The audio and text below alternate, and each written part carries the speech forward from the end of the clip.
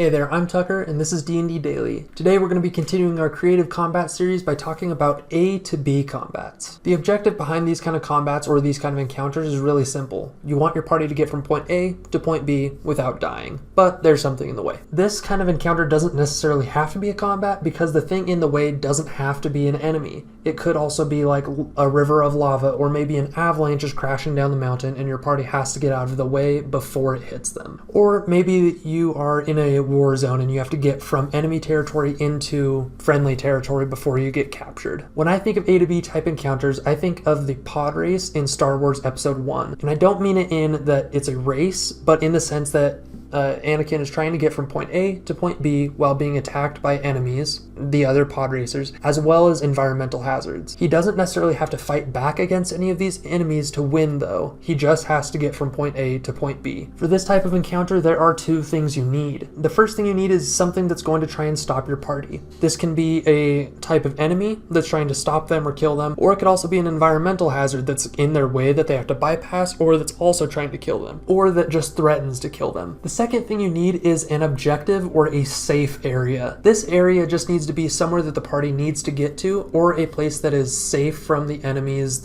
so they can't get hurt anymore. So for example, the party might be going on the road and they get ambushed by a ton of bandits, way too many for them to handle. And instead of the objective being trying to kill the bandits, they just have to get to the city gate before it closes or something like that. Or maybe you're in a dungeon and you have to get to the center of the dungeon before all the golems and guardians of the dungeon kill you. In any case, killing all of these enemies might be an option for this type of encounter. However, if you're using this encounter with an environmental hazard, it's really just not going to be an option. I think this type of encounter is really good for a travel session where normal combats don't really make sense or might just seem old at this point. But it could make sense to throw in a natural disaster and it could lighten things up a little bit. So instead of the 10th bandit encounter this travel session, maybe you have a tornado that chases the party and they have to duck into a cave before it catches them. To run you through an example of this, imagine your party is traveling on a mountainous road in the middle of winter. They are attacked by bandits who try and get the party to give up their stuff and steal everything they have, leaving them for dead. Combat ensues, however the shouting and the noise from that combat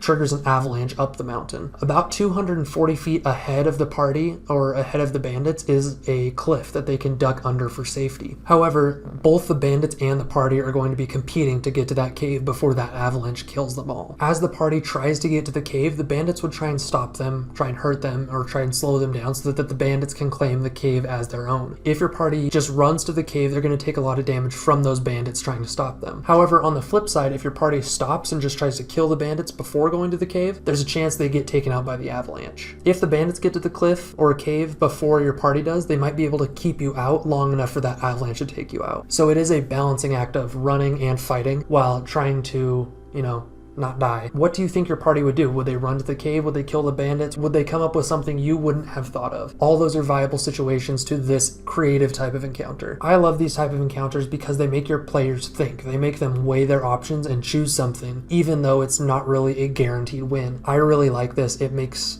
D&D a lot more fun and a lot more interesting than just kill the bandits. Tell me what you think of this video. If you like this video, make sure to check out our other creative combat series here. And we're D&D Daily. We release new D&D videos every single day, so make sure to hit the subscribe button if that sounds interesting to you, and we'll see you tomorrow.